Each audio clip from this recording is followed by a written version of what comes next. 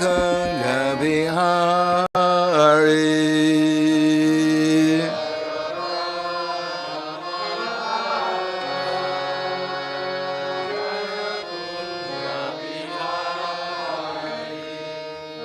Jaya Radha Madhava Jaya Kunja Bihari.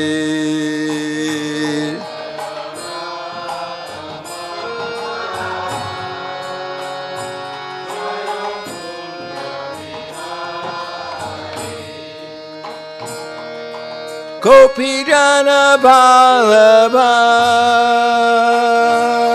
Grivardhari Jaya Grivardhari.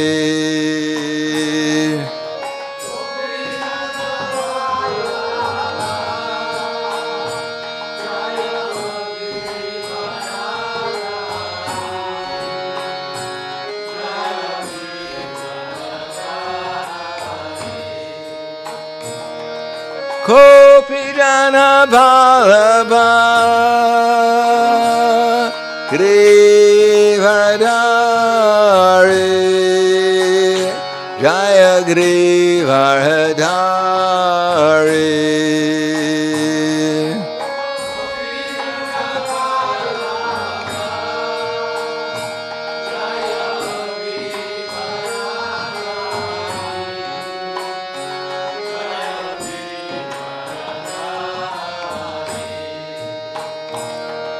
Gopijana Ballabha Grivardhari Jaya Grivardhari.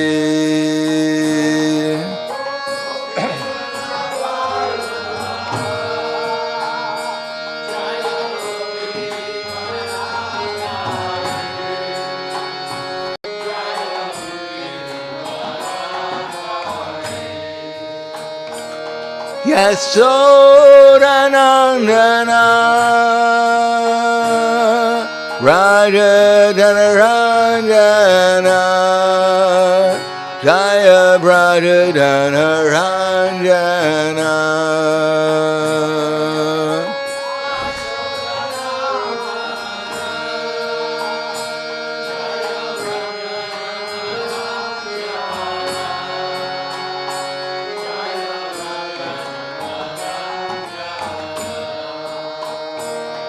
Yasodanandana Raja Dhanaranjana Jaya Braja Dhanaranjana.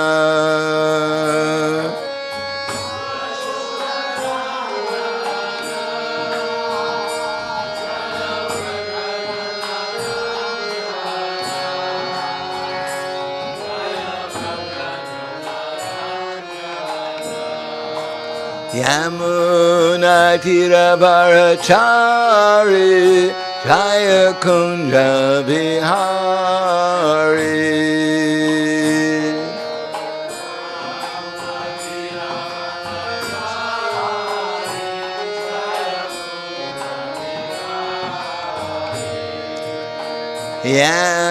Yamuna Tira Bharachari Jaya Kunja Bihari.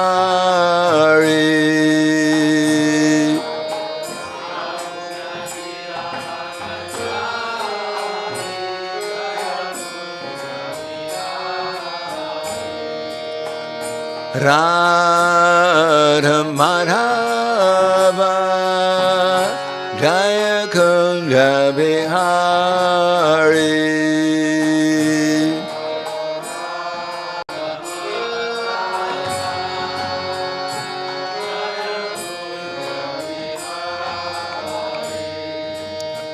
Jaya Radha Madhava Jaya Kunja Bihari.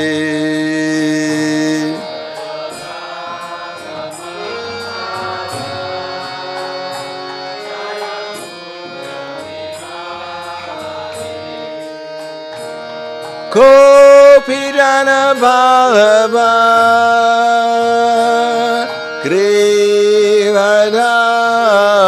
Grivadari Jaya Grivadari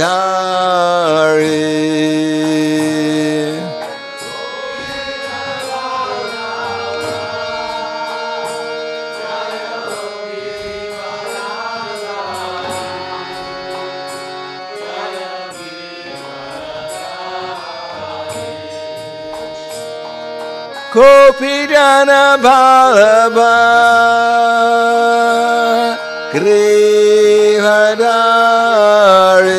Grivadari Jaya Grivadari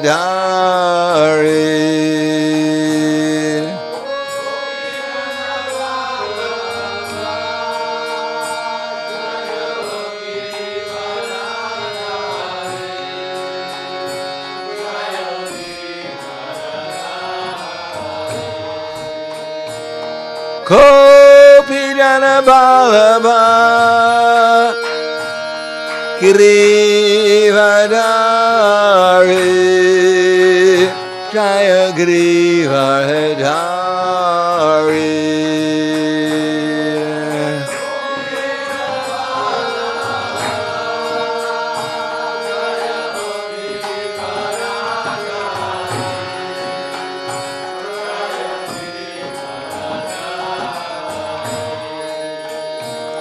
Yasodanandana Raja Janaranjana Jaya Braja Janaranjana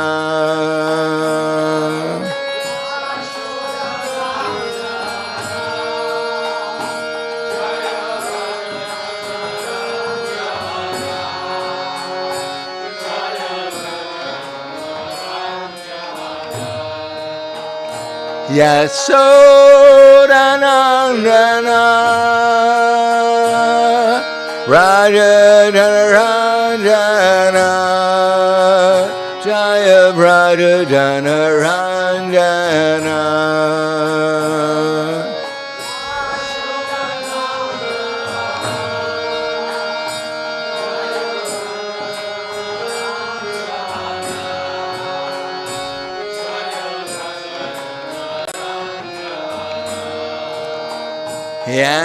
Yamuna Tiravarachari Jaya Kunja Bihari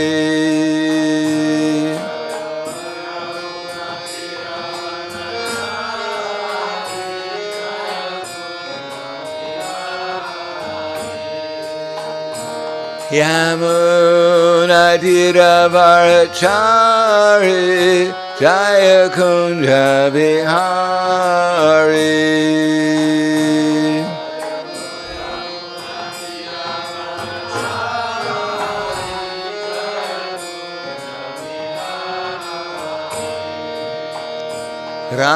Radha Madhava Jaya Kunja Bihari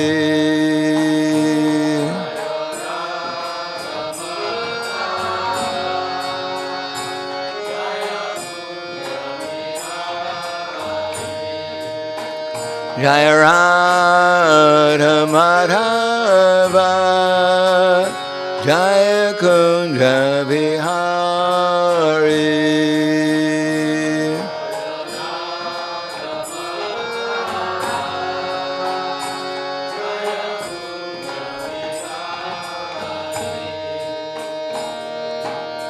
Kopijana Ballabha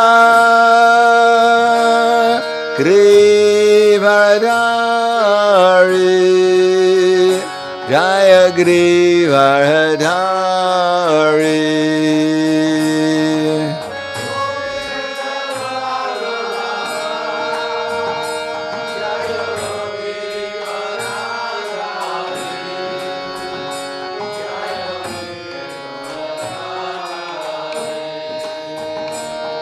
Kopijana Ballabha Grivadari Jaya Girivardhari.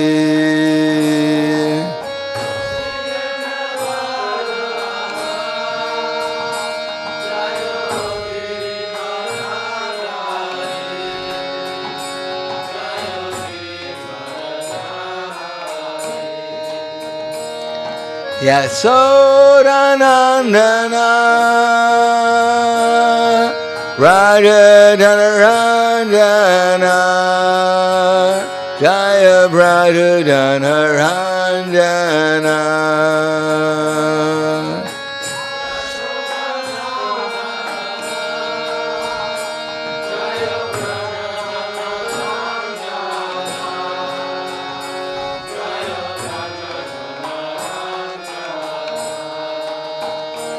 Yasodanandana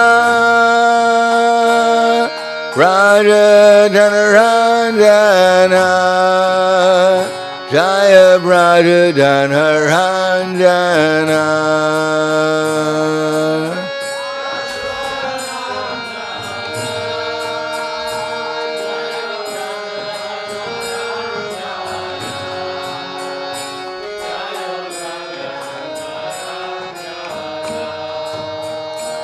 Yasodanandana Raja Dhanaranjana Jaya Raja Dhanaranjana.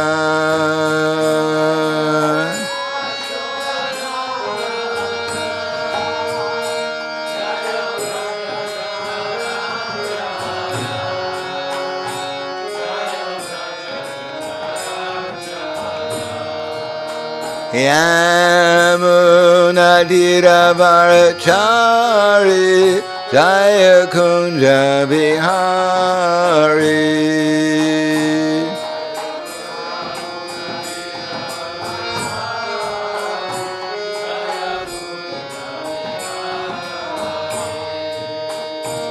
Yamunadiravarachari Jaya Kunja Bihari.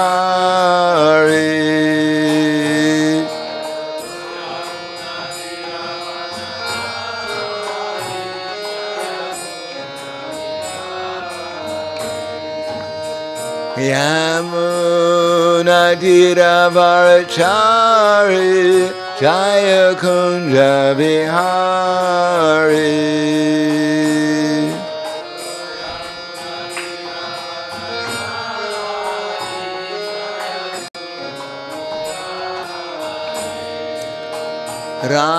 Radha Madhava Jaya Kunja Bihari.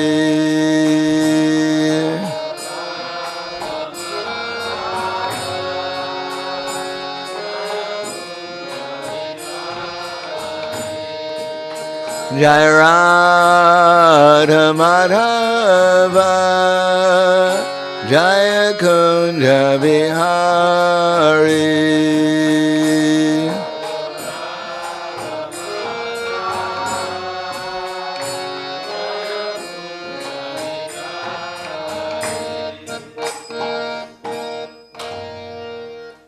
Jaya Vishnupad Paramhangsa Prabhadakacharya Asadhara Sadushri Shriman. His Divine Grace Shalasi Bhaktivedanta Swami Maharaj Srila Prabhupada Ki Jai. Gaur Premanande Haribo Slava Zabrani Bhaktam Slava Shri Guru Shri Grangi. Namo Vishnu Padaya Krishna Prasthaya Bhutale Srimati Bhaktivedanta Swami Tanamane. Namaste Saraswatam Deve Gauravani Vacharane Nirvishesha Srinivadi Paskyatyade Siddharane. Om Agana Timanandasya Gananjana Salakaya Chaksuram Nilitam Yena Tasmai Shri Gurve Namaha Shri Chaitanya Manobishtam Stapitam Yena Bhutale Swayam Rupa Kadamaya Dadati Swapadantikam Vandeham Shri Guru Shri Yuta Padakamalam Shri Gurum Vaishnavam Cha Shri Rupam Sagrajatam Sahagana Raghunatam Vitam Tam Sajivam Sadvaitam Savadutam Prijana Saitam Krishna Chaitanya Devam Shri Radha Krishna Padan Sahagana Lalita Shiva Sakans Vitamscha Hey Krishna Karna Sindhu Dinabando Jagatpate Gopesha Gopika Kanta Radha Kanta Namostute Tapta Kanchana Gaurangi Radhe Vrindavaneshwari Prishubhanu Sudadevi Pranamami Hari Priye Vanchakapa Trivyascha Kripa Sindhubhyevacha Patidanam Bhavanebhyo Vaishnavebhyo Namo Namaha Shri Krishna Chaitanya Pranitinanda Shri Advaita Gadadhar Shivasati Gaur Bhaktivinoda Hare Krishna Krishna Krishna Hare Hare Hare Rama Rama Rama Hare Hare Om Namo Bhagavate Vasudevaya Om Namo Bhagavate Vasudevaya Om Namo Bhagavate Vasudevaya Srimad Bhagavatam, Canto 8, Chapter 5, The Demigod's Appeal to the Lord, text number 50. Namastubhyam Anantaya Durvita Kyatma Karmane Nirgunaya Guneshaya Satvastaya Cha Sampratam Namastubhyam Anantaya Durvitark Yatma Karmane Nirgunaya Guneshaya Sattvastanaya Cha Sampratam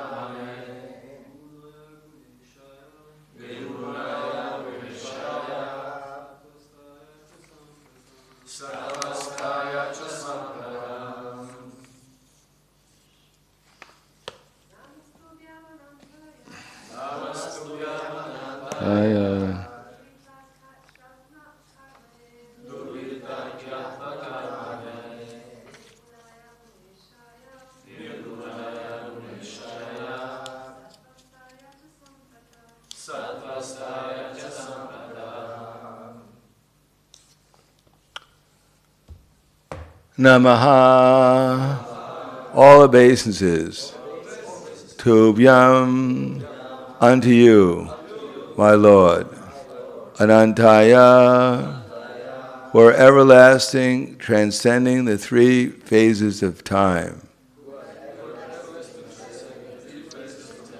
past, present, and future. Durvitarkaya Atma Karmane, unto you who perform inconceivable activities.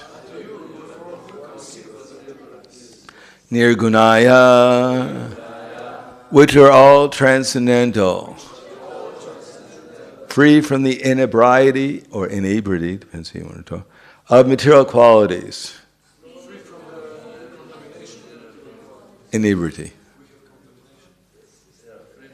We should change it.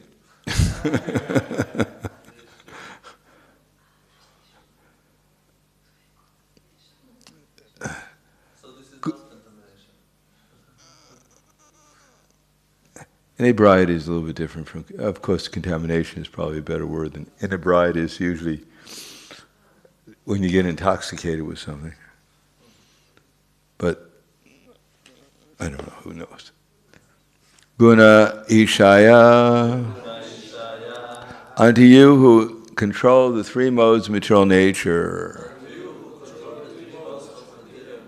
Sattva Staya, who are in favor of the material quality of goodness. Cha, also, sampraptam, at present. My Lord, all obeisances unto you, who are eternal, beyond time's limit of past, present, and future. You are inconceivable in your activities. You are the master of the three modes of material nature, and being transcendental to all material qualities, you are freed from material contamination. You are the controller of all the three modes of material nature, but at the present you are in favor of the quality of goodness. Let us offer our respectful obeisances unto you. Purport. The Supreme Personality of Godhead controls the material activities manifested by the three modes of material nature. As stated in the Bhagavad Gita, Niragunam Guna Bhoktricha. Supreme Personality of God is always transcendental to the material qualities, Sattva-gun, Rajagun, and Tamo-gun, but nonetheless He is their controller. The Lord manifests Himself in three features, as Brahma, Vishnu, and Maheshvara, to control these three qualities. He personally takes charge of Sattva-gun as Lord Vishnu, and he entrusts the charge of Rajagun and Tamagun to Lord Brahma and Lord Shiva. Ultimately, however, he is the controller of all three gunas. Lord Brahma, expressing his appreciation, said that because the Lord had now taken charge of the activities of goodness, there was every hope that the demigods would be successful in fulfilling their desires. The demigods were harassed by the demons who were infested with tamoguna. However, as Lord Brahma had previously described, since the time of Sattva-gun had now arrived, the demigods could naturally expect to fulfill their desires. The demigods are supposedly well advanced in knowledge, yet they could not understand the knowledge of the Supreme Personality of Godhead. Therefore the Lord is addressed here as Anantaya. Although Lord Brahma knows past, present, future, he is unable to understand the unlimited knowledge of the Supreme Personality of Godhead. This ends the Bhaktivedanta purport of the 8th canto, 5th chapter of the Srimad Bhagavatam entitled, The Demigods Appeal to the Lord for Protection. Namastubhyam anantaya darvitarkyatma karmane niragunaya guneshaya sattvastaya cha sampratam. Oh, my Lord, all obeisances unto you. You are eternal, beyond time's limit of past, present, future. You are inconceivable in your activities, and you are the master of the three modes of material nature. And being transcendental to all material qualities, you are freed from material contamination. You are the controller of all three of the modes of nature, but at the present you are in favor of the quality of goodness. Let us offer our respectful obeisances unto you. Namo Vishnu Padaya Krishna Prastaya Bhutale Srimate Bhaktivedanta Swami Namane Namaste Saraswatam Deve Gauravani Pacharane Nirvishesha Srinivadi Paskyatyade Siddharane. In the Bhagavad Gita, it mentions that there are 5 topics in the Bhagavad Gita, namely Ishvara, Jiva, Kala, Karma, and Prakriti. That is, Ishvara is the controller, Krishna. And course, Kala is time, Prakriti is nature, Jiva is living entities, conditioned living entities, and karma, the activities that result from fruit of activities. Out of the five, four are eternal, namely time, Ishvara, Jiva, and Prakriti, and only one of them is temporary, namely karma.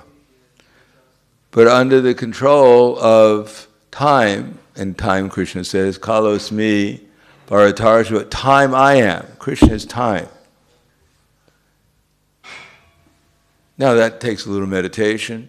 In other words, time is the thing that changes everything. And Krishna is that person who has the energy called time, which represents him, that changes everything. It's directly under Krishna's control. Because when we say Krishna, means Krishna's expansion. When Krishna speaks in Bhagavad Gita, he's not always speaking as Krishna holding a flute. He's speaking in his different incarnations. And time is under the control of the person who's manifested time, ultimately Karana Dakashai Vishnu, because in the course of time, the universe is created and dissolved by that incarnation or expansion of Krishna. But under the control of time, which is, as Prabhupada mentions when he was with Professor Urquhart at Scottish Church's College, Professor Urquhart was saying, how can we believe that there's justice in the world? Because after all, you believe in karma or reincarnation. But how can there be karma? Because if you do something, there has to be a witness in order to provide evidence by which you can make a decision. Or the judge can make a decision. But where is that witness? So how can there be karma? Well, then Prabhupada later on found out, if he didn't speak up at that time, but he said that he later on found out there is a witness. Upadrasta namanta cha bharata bhokta maheshvara paramatmati cha pyuto dehesmin purusha para. That there's another in this body besides the soul. Kshetra, kshetragya, jnanam. Antara, kshetra, kshetragya, jnanam. Actually, well, that's the last verse. Kshetra, kshetragya, jnanam. 13th chapter.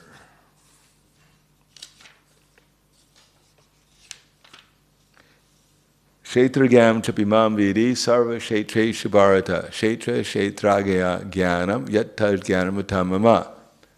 Kshetragam chapimam vidi. Besides this, in this kshetra, this body, which is our field of experience or activity, kshetragam chapimam sarva kshetre shabharata.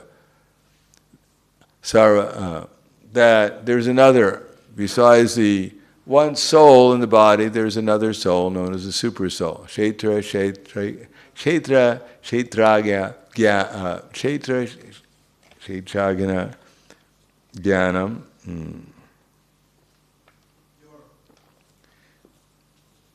It's three modes.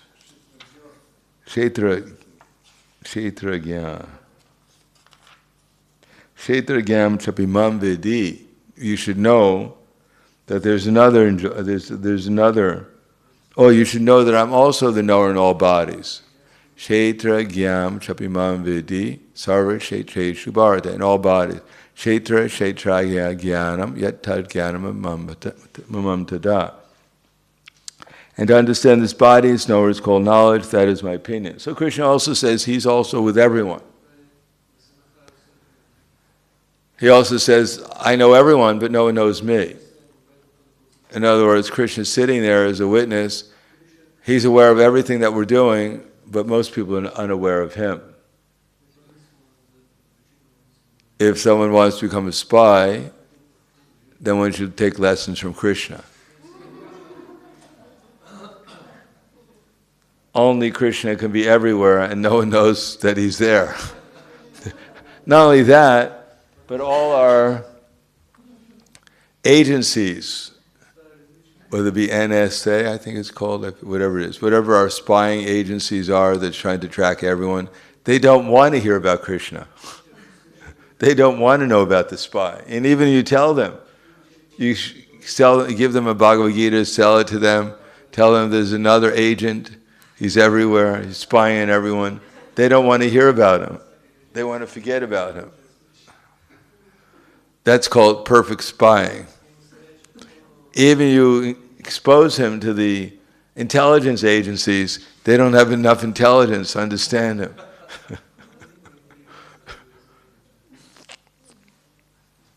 But the fact he's there, and he's under the control of time, that the three modes of material nature are being manifested.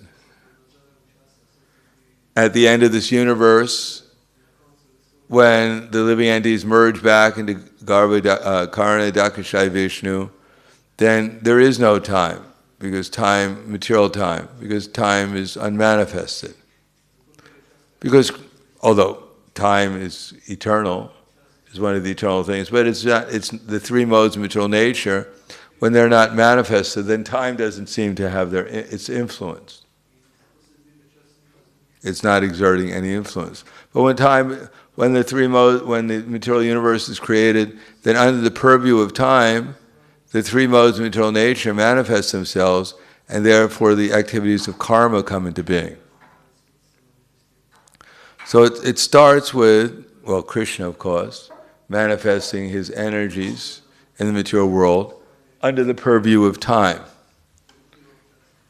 The time has to manifest the three modes of material nature, and therefore the inspiration for karma comes into being. So it's significant that although everyone is being controlled by time in the material world,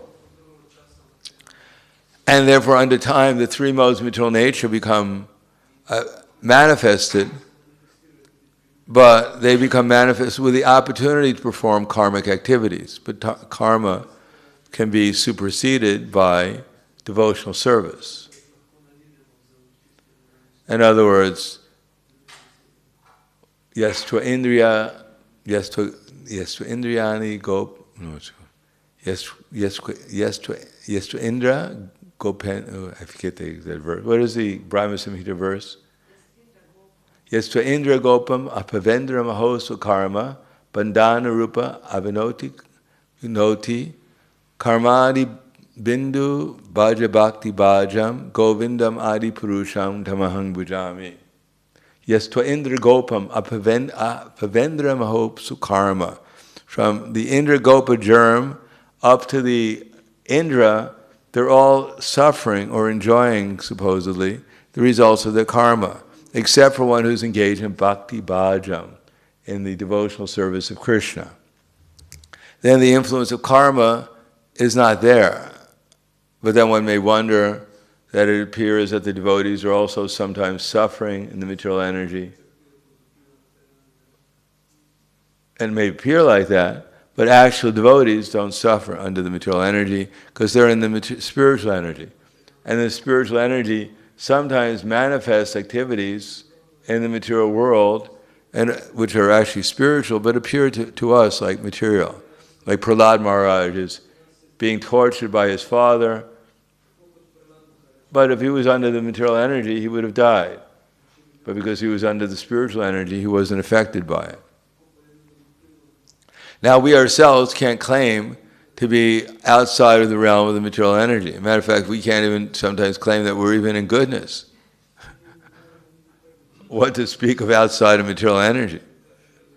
We can, when we're executing sadhana bhakti, have the experience of rising, our consciousness rising to the mode of at least goodness, if not pure goodness. And how do we know if we're in goodness? Well, we're not in passion and ignorance. That's all we can say. There's some illumination, there's some higher understanding, there's some acceptance, we could say, varna dasa, of what we heard. There's some experience or some realization of what we heard, therefore we accept it. Like for instance, we're eternal.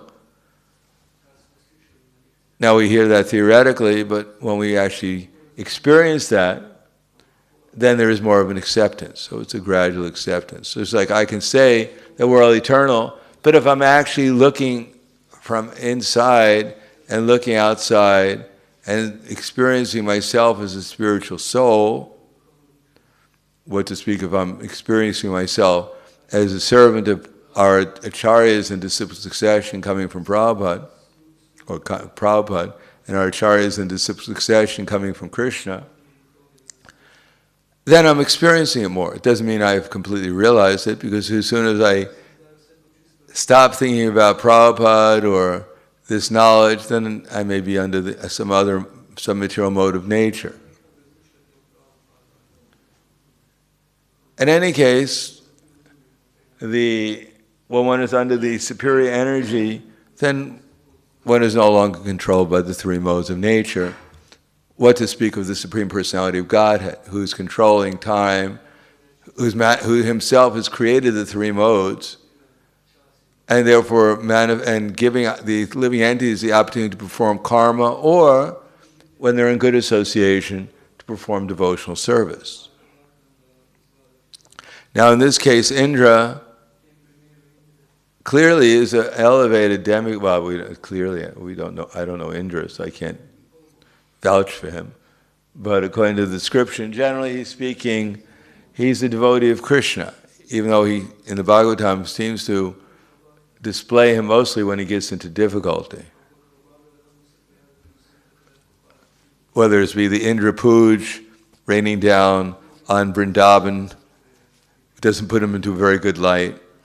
And after all, if someone tried to destroy Krishna and the residents of Vrindavan, you'd probably put him not as the most advanced devotee.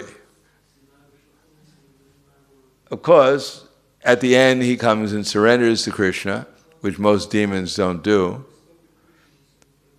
and performs abhishek to him with his Airavata and Sarabi cow from the heavenly planets. So most demons don't do that. So he's put into a little bit better light at the end of the Govardhan Puj. But then he tries to steal the horses from Prithu Maharaj's sacrifice, which doesn't put him into a very good light either. But ultimately he makes amends, and with Prithu Maharaj, and he reached an agreement. And here, some Indra, and there are a lot of Indras, there are innumerable universes, and every universe there's an Indra. Some Indra, we don't know which Indra. It's not that this necessarily the same Indra commits this, this is a really bad Indra. He tried to disturb Prithu Maharaj's sacrifice, he tried to kill the cows in Govardhan and the residents, and here he gets a garland from Durvasa Muni, puts it on one of the I think it wasn't the trunk, it must have been one of those what do they call it? Tusks of Airavata. Airavata tramples it, throws it off, gets cursed by Durvasa Muni, and the whole heavenly planet gets turned upside down. It's not necessarily the same Indra who's doing all these problems, molesting Ahala, the wife of a great sage, and therefore getting eyes all over his body. It may be the same Indra, but it doesn't mention. Otherwise, we just got a really bad Indra this time. But it's probably more likely different Indras and different manifestations of Brahma. But the lessons are there. So what's the lesson? The lesson is, as soon as we become proud, of course we don't have to become proud, we're already proud.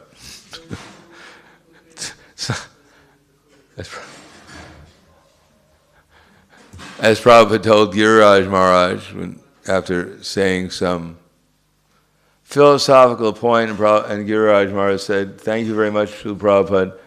I didn't understand that because I was in Maya." And Prabhupada laughed. He said, "You were in Maya?" He said, "You're always in Maya." Sometimes we understand we're in Maya, sometimes we become proud. We think we're actually out of Maya.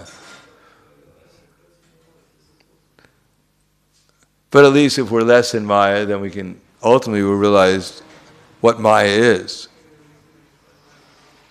Even a great sage like Markandeya Rishi, who lived for 2 lives of Brahma, not 2 lives, 2 days of Brahma, who had the personal darshan of Lord Narayan, he was inquisitive, what is Maya? And Lord Narayan, who's left his ashram, acknowledged the desire of Markandeya Rishi to find out what Maya was, and he had a very bad face. He gave a very bad look at Markandeya Rishi. Wrong question. And then it started to rain, not like here in Ljubljana, but it rained for, I think, 100 years. And each one of those, it wasn't just a drop, it was like, each drop was like an elephant's tusk. And it filled up the whole universe with rain. And Markandeya Rishi, his ashram was under deep, deep water. And he was trying to swim in that ocean of devastation for many thousands and thousands of years, sometimes in the cold, hunger, he was hungry, sometimes sharks would attack him, Timangal fish would attack him. So he found out what Maya was. Finally, he got back after seeing Krishna on a banyan leaf during the devastation, sucking on his big toe to find out how sweet his feet are. He got breathed in by Lord Vishnu, by Krishna actually, and then he found himself back in his ashram during more peaceful times. And then he was breathed out again by Krishna, and he was back in the ocean of devastation.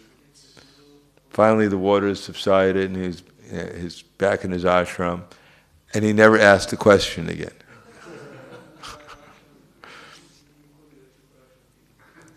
It's crossed off his list of questions to ask Lord Vishnu.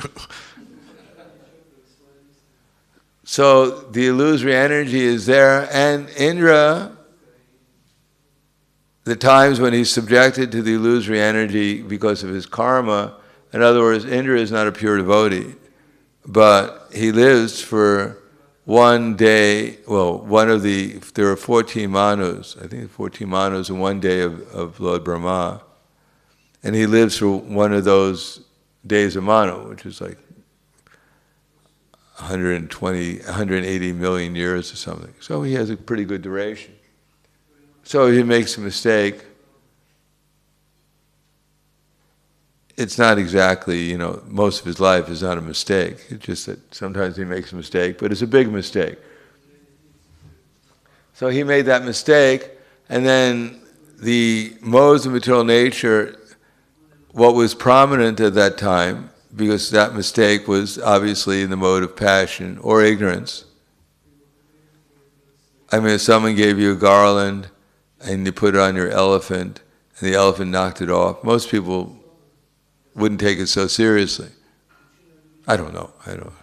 But Durvasa Muni, he takes things seriously. So it was the wrong person. I mean, Indra, obviously, he was covered by some ignorance because he could have read Srimad Bhagavatam, found out how many other times Durvasa Muni cursed people.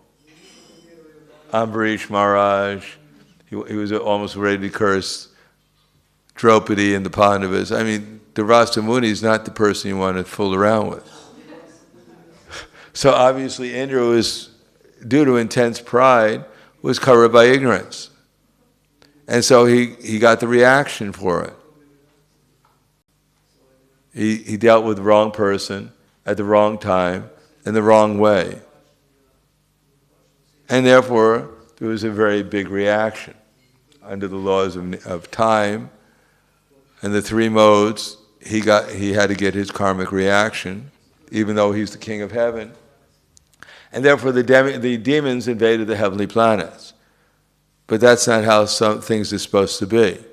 Because the demigods, after Indra realized that he had made a mistake, hopefully, became a little repentant, and they took shelter of Vishnu. So when the demigods take shelter of Vishnu, then, as Brahma says here, Lord Brahma, that the mode of goodness becomes prominent. Wow.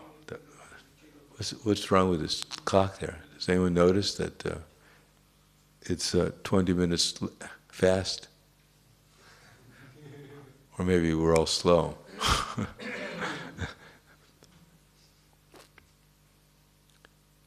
So, the mode of natures was turned into, well, because the demigods approached Vishnu, and Vishnu happens to control the universe, and what he goes, goes. What he wants to go, go. So when the demigods took shelter, then things will get changed around.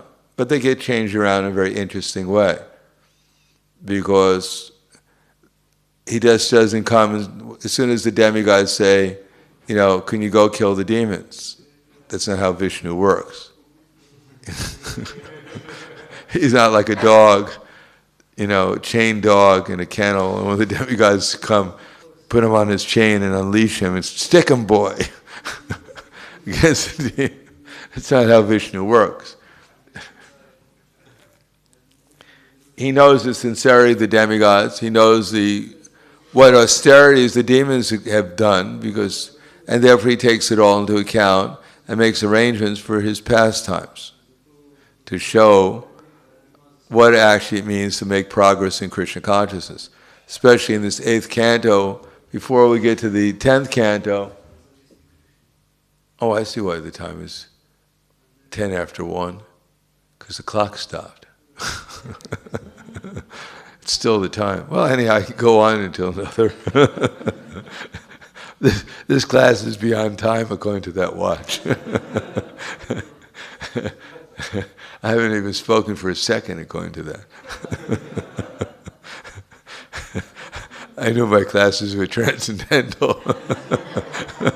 I didn't realize how much. So therefore, what we learn from these lessons is that even we try to act in goodness, that Krishna is going to have to make some arrangements. It's not that we do something in goodness, we approach him, we pray to him, and we expect an immediate result. Krishna, I pray to you, please, do this for me. And it's been 5 minutes, and what's wrong with you? Now I pray to Brahma, please go to Swetadweep and wake up Vishnu. It seems to be that he's too asleep during Chaturmasya. Wake the Lord up. He's not aware of my prayers. Now, even we pray like the demigods, and Krishna will make arrangements eventually to fulfill our desire, but that will depend on how strong is our desire. It's like a child says, Mother, I want to go and eat. Mother, I want to go to sleep. Mother, I want to go outside. The mother goes, what do you want to do? Fix your mind on something. I can't figure it out. So similarly to Reina bhakti-yogena yajeta purusha para. When the demigods are fixed in their desire, then Vishnu helps them accordingly. And when the demons are fixed in their desire, then Vishnu or his representative, namely Shiva or Brahma, helps them.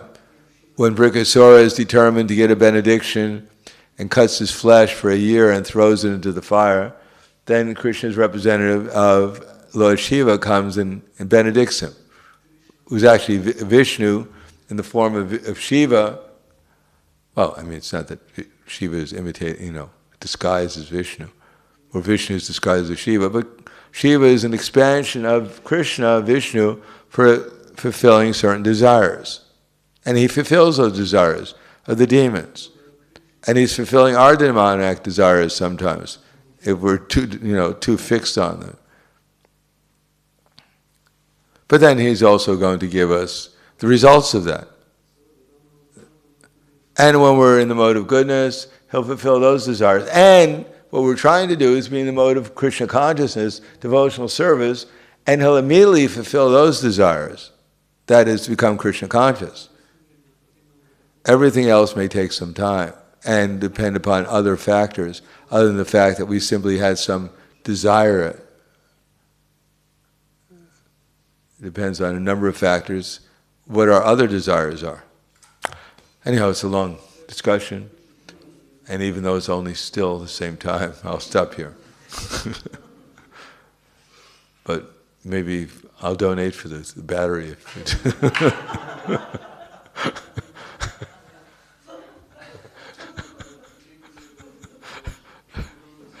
Any questions?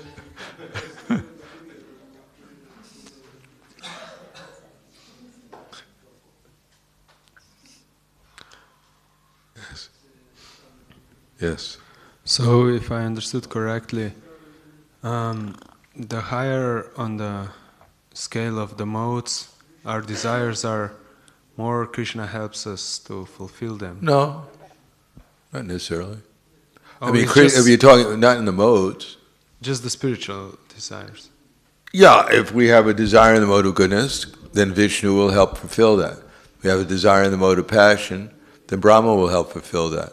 If we have a desire in the mode of ignorance, then Lord Shiva will help fulfill that. So in the material world, according to our desire, then we'll get the result. If you want to go to the heavenly planets, Vishnu, the super soul, will help you. If you want to go back to Ljubljana in your next birth, then the demigods will help. And if you want to go to hell, then Lord Shiva will give you all opportunity.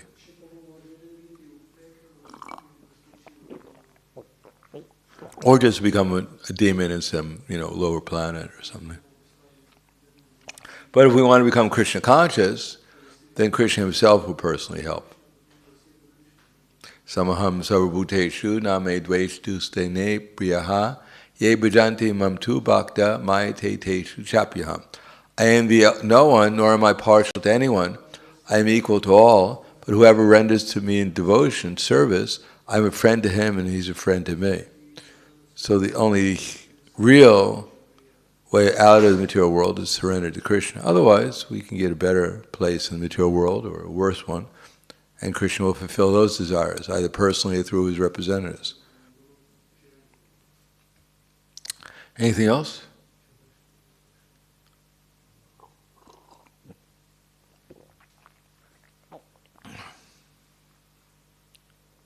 Nothing. Wow, okay. Out of practice. Our audience has disappeared. Yes.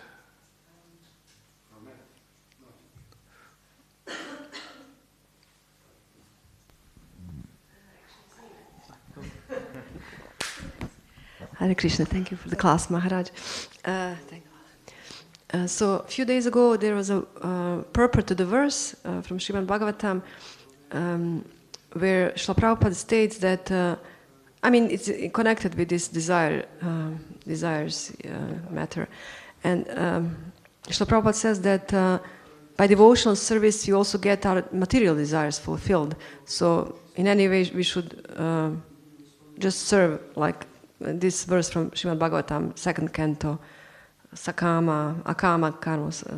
Karma, Sarva Karma, yes. Moksha Karma, Udaradi, Tivrena, Bhakti-yoga. according to the intensity. Tivrena Bhakti-yogena Yajeta Purusha Para. Okay. Yes, so Srila Prabhupada quotes that verse, and also he says then, explains that we should just engage devotional service. By that we will also fulfill our material desires. So my question is, isn't it that people turn to demigods in order to fulfill their material desires, because Krishna is known as one who is independent, in the sense it's up to his will to fulfill or not fulfill desires of a devotee. I'm speaking about the devotee. So how to understand that, and what happens with material desires of devotees? Well, Krishna makes an effort to get rid of them. So if you want to be a devotee, then you have to take the chance that he may not fulfill the desire. If you want to approach Krishna simply out of desire to get material desires fulfilled, you've gone to the wrong person too, because he may or may not fulfill those desires. Therefore, when Rikasura approached Narada Muni, who's the best person to fulfill my desire, then Narada Muni understood that because your desire is in the mode of ignorance, Lord Vishnu will not fulfill it. Better to worship Lord Shiva. Therefore, I was surprised by that purport, by that sentence in the purport of Srila Prabhupada, where he's saying, also by turning to Krishna, we get our material desires fulfilled. Some of them. Like Some of them. I mean, after all, we eat prasadam. So that's also, prasadam is spiritual, and our eating of prasadam could be devotional service, but it may be mixed in with we're hungry, and we want to satisfy our hunger. Like needs, actually. This falls into category of needs. Yeah, I mean, we could fulfill needs. We could do them in Krishna consciousness with prasadam, or we can also do them without Krishna consciousness. But nonetheless, Krishna is giving us the prasadam to eat. Thank you.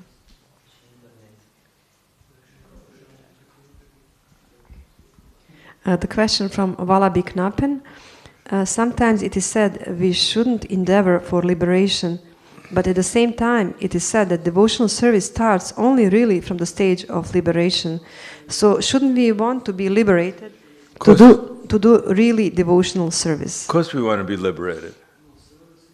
Otherwise, if devotional service starts at the platform of liberation, then why would we want to be liberated? But our liberation is achieved by the process of devotional service. We're not simply striving for liberation, we're trying to serve Krishna without material desire.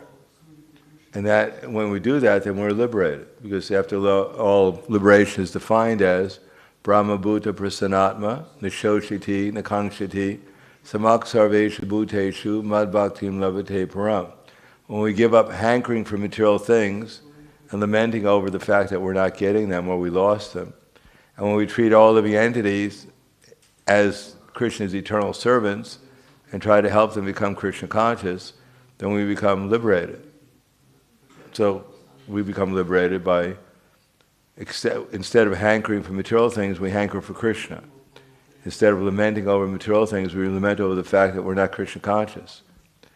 Instead of treating people as material objects, we treat them as Krishna's eternal servants and serve them to help them become Krishna conscious. So that's how we become liberated. Thank you. Yes. One more question here. You're holding them. Her.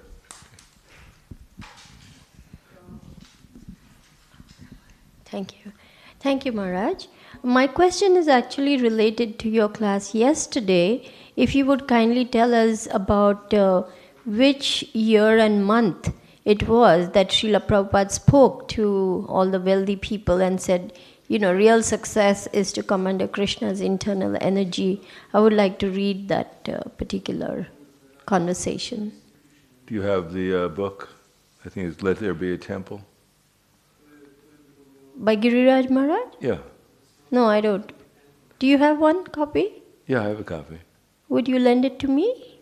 I'm still reading it. Oh, okay. But they're in the shop, aren't they? Oh, there's a book upstairs. Exactly where it is, I can't remember, but it's around page 400 or something like that. Okay. Would it be mentioned in the Lilamrita, Prabhupada Lilamrita? No. Okay. Thank you. All right, thank you very much. Khwala, Grantaraj, Srimad Bhagavatam, Ki Jai, Srila Prabhupada, Ki Jai, Gaur Premanand.